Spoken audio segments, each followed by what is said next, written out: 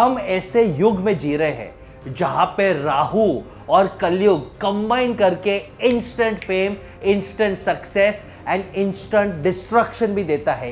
एक viral clip आपको रातों रात मिलियनेयर बना सकता है, करोड़ों फैंस दे सकता है, और एक गलती आपका करियर खत्म भी कर देता है। और यही समय रैना की जर्नी प्रूफ देती है कि सक्सेस इंस्टेंट कैसे मिलता है और स्कैंडल भी इंस्टेंटली कैसे होता है, जो एक नहीं लेकिन तीन तीन करियर्स डिस्ट्रॉय करने का पोटेंशियल रखता है।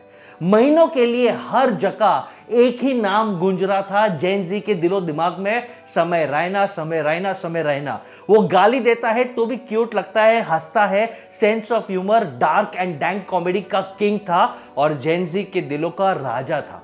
इनफैक्ट केबीसी में आके अमिताभ बच्चन को भी इंप्रेस कर दिया और उसने बोल दिया कि सर, शायद आपके टेलीविजन हाउस ने मेरे बारे में रिसर्च नहीं किया, अगर रिसर्च करते तो वो अपने आप को लाइफलाइन देते, मुझे लाइफलाइन नहीं देते। That was his confidence, his charisma, his skill. लेकिन आज वो रॉन्ग रीजन के कारण न्यूज में है, लोग गाली दे रहे हैं, पुतले जला रहे हैं, लीगल केस है, एफआईआर है, शो खत्म हो गया, उसके इंडिया शोज कैंसिल हो रहे हैं और शायद जेल और फाइन भी हो सकता है। आप सबको पता है इंडियाज गॉट टैलेंट, एक उसका प्राइवेट शो जो कोई ओटीटी प्लेटफॉर्म पे नहीं लेकिन यूट्यूब पे रिलीज हुआ था, आज इतना बड़ा कंट्रोवर्सी है। लेकिन समय 2 दिन तक चुप था और अब उसने एक स्टेटमेंट दिया है कि भाई मैं यूएसए में हूं, मैं फुल्ली कोऑपरेट करूंगा अथॉरिटीज के साथ और सभी वीडियोस को मैंने डिलीट कर दिया है। आज के इस लॉन्ग वीडियो में देखेंगे कि भाई समय रैना है कौन, कैसे वो टॉप पे पहुंचा और आज क्या कंट्रोवर्सी है और इसके इंप्लीकेशंस और बसेश गाला के इनसाइट्स की क्या फ्यूचर होना चाहिए। तो स्टार्ट करते हैं वीडियो स्टार्ट करने से पहले मैं हूं बसेश गाला, आपका business growth mentor and investor. मेरे तरफ से आप सभी को जय सिया राम, राधे राधे, जय जिनेंद्र।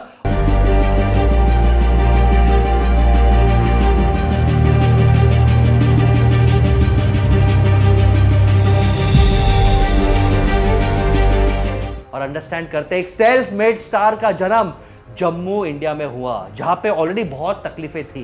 प्रिंट इंजीनियरिंग पढ़ाई की लेकिन पैशन लगा कॉमेडी में। टाइमिंग, एक कॉमिक सेंस था और पर्सनैलिटी इतना चार्मिंग कि नेचुरली हमें लगता है कि he was meant for dark comedy. Comicstaan season 2 में पार्टिसिपेट किया 2019 और जॉइंट विनर था और वहां पे उसे मेन स्ट्रीम रिकॉग्निशन मिला। कोविड के टाइम पे जब पूरी दुनिया वेली बैठी थी तब वो YouTube लाइव करता था और इमेजिन करो सुबह 4 बजे लाइव करता था और बोलता था यार 40 पीपल सीइंग मी, 50 पीपल सीइंग मी, और वो धीरे धीरे हंड्रेड्स और थाउजेंड्स में कन्वर्ट हो गया। यही चेस टूर्नामेंट में आनंद महिंद्रा भी उससे इंप्रेस हुए, कनेक्ट हुए और वहां से उसने चेस को मासेस में इंट्रोड्यूस किया। लेकिन समय रैना सिर्फ एक YouTube इन्फ्लुएंसर नहीं बनना चाहता था, वो हमेशा एक्सपेरिमेंट करते रहता था।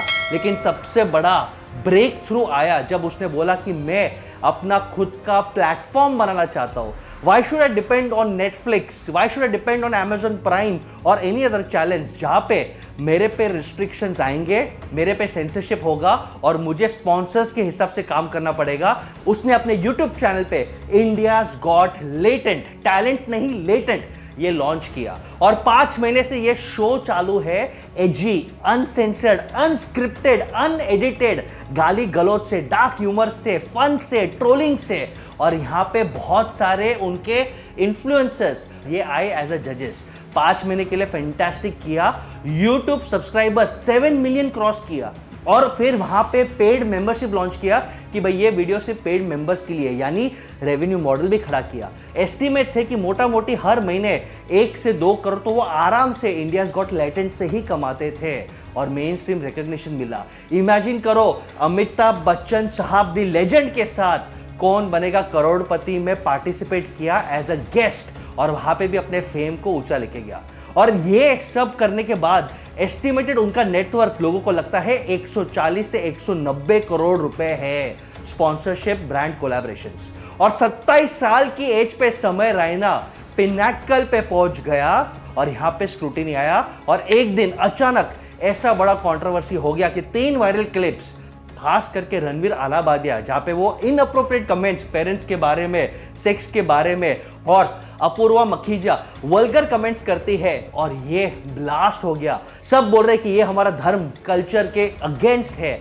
लेकिन समय रैना को ज्यादा फर्क नहीं पड़ रहा ऐसा लग रहा है। उन्होंने रिसेंटली अपने एक पोस्ट में डाला कि मैं कोऑपरेट करूंगा, मेरा ऑब्जेक्टिव सिर्फ लोगों को हंसाना था। एज अ कॉमेडियन हमारा काम है हंसाना, हमारा काम नहीं है कि समाज को हम सिखाए। मेरा काम है हंसाना, मैं किसी भी तरह हंसाऊं वो मेरा रिस्पॉन्सिबिलिटी नहीं है। लेकिन सभी वीडियोस उसने डिलीट किए और उसके बाद उसने सॉरी भी नहीं बोला, अपोलोजाइज भी नहीं किया। और यहां पे कुछ कंट्रोवर्सीज इंडियाज गॉट लेटेंट पे ही हम एनालाइज करते हैं कि डिसेबिलिटीज लोगों का उसने मजाक उड़ाया।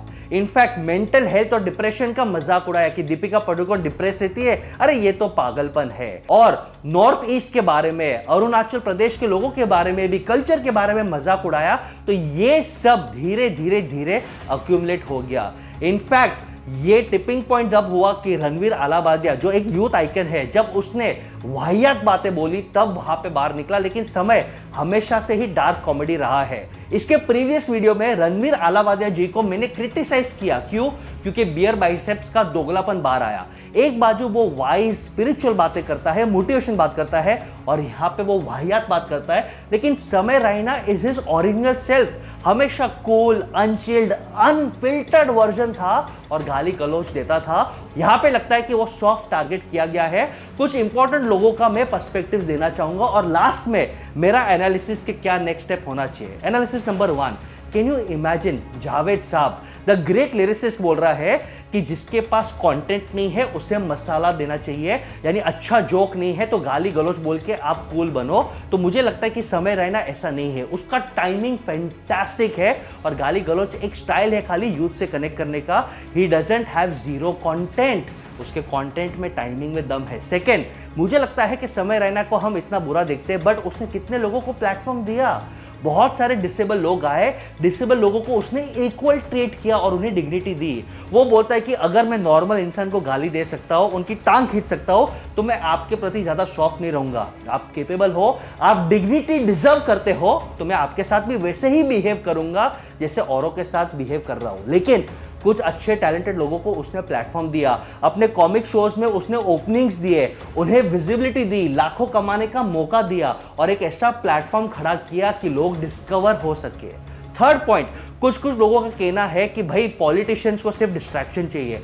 पार्लियामेंट में ये इश्यू, मुंबई पुलिस अचानक एक्टिव हो गया, देश में और बहुत से इश्यूज है, gender neutral case, Atul Subhash का सुसाइड केस, मणिपुर का अभी भी इश्यूज बाकी है और बहुत सारे लॉ इश्यूज हैं। लेकिन जेएनसी को अगर आप दबाओगे तो वो रिबेल करेंगे। एंड लास्ट, सबसे इंपॉर्टेंट, मुझे लगता है कि समय रैना ने एक इंडिपेंडेंट बिजनेस मूवमेंट चालू किया कि मेरा कोई माई बाप नहीं, मेरा कोई गॉडफादर नहीं, अपने टैलेंट के बलबूते, अपने कम्युनिटी के बलबूते वो करोड़ों कमा रहा है, फेम ले रहा है और शायद ये बड़े लोगों को ओटीटी प्लेटफॉर्म्स को डाइजेस्ट नहीं हो रहा और इसलिए मौके पे चौका मार के ये और ट्रबल क्रिएट कर रहे हैं। मेरा पर्सनल एनालिसिस ये है कि भाई समय रैना के ब्रांड पोजीशनिंग को कोई फर्क नहीं पड़ेगा। उसने एक रिस्पॉन्सिबल सिटीजन की तरह वीडियोस डिलीट कर दी है, वो अपने कॉमेडी को शायद मॉडिफाई करेगा, लेकिन इंडिया में कैंसल कल्चर और इंटॉलरेंस बहुत ज्यादा बढ़ रहा है। समय रैना ने किसी को फोर्स नहीं किया गाली देने के लिए,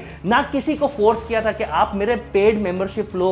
लोगों ने खुद ने रील्स निकाले, वायरल किए, उसमें उसका कोई गलती नहीं है। मेरा एक ही रिक्वेस्ट है, आप कैंसल कल्चर में आके इनटॉलरेंस को प्रमोट मत करो कि जो मुझे नहीं भाता उसे बंद कर दो, बैन कर दो। एज अ सोसाइटी क्या ये सही है? सभी न्यूज एंकर चिल्ला रहे कि ये देश के संस्कार को बुरा कर रहे हैं, लेकिन वो न्यूज एंकर खुद देखे कि वो कितना पॉजिटिव न्यूज शेयर कर रहे हैं या टीआरपी के चक्कर में वो कितना बैड इन्फ्लुएंस दे रहे हैं। वीडियो को एंड करते समय मुझे यही लगता है कि there is always a place for dark humour, but target audience define करो और थोड़े एक्सेसिबिलिटीज रखो। आप अपने यंग बच्चों को स्पिरिचुअलिटी की तरफ, प्यार से बात करने की तरफ से मैच्योरिटी की तरफ पे लेके जाओ और अच्छे रोल मॉडल्स उन्हें चूज करने पे मजबूर करो। जैसे कि छत्रपति शिवाजी महाराज क्या रोल मॉडल था, हिंदुत्व के लिए उन्होंने एक मूवमेंट स्टार्ट किया। अच्छे रोल मॉडल्स मिलेंगे, स्पिरिचुअलिटी का मार्गदर्शन मिलेगा, they will be able to make the right choices. एक पाउंड ऑफ फ्लैश लेना और हंगामा करना मेरे हिसाब से ये बहुत ही बुरा साइन है हमारे देश के लिए। आपको क्या लगता है, क्या कैंसल कल्चर प्रमोट करना चाहिए? क्या समय रैना जैसे टैलेंट को चुप कर देना चाहिए या फिर एक मैच्योर डिस्कशन करके एक बैलेंस अप्रोच लेना चाहिए? Let me know your thought in comments. I am Basesh Gala, your business growth mentor, signing off. Love and blessings.